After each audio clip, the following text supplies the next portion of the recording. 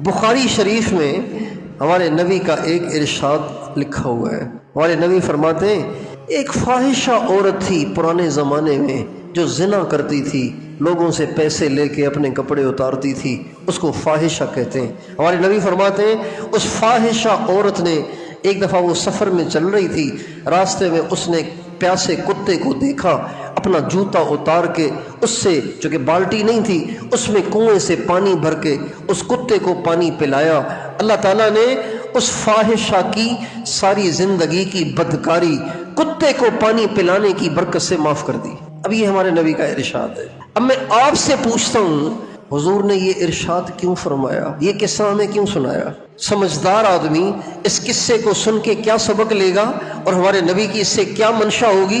यकीनन यही मंशा होगी कि हमारे नबी अपने हर उम्मती को रहम दिल और हमदर्द बनाना चाहते थे और अपने हर उम्मती को औरों के दुख से दुखी होने की तरगीब देना चाहते थे।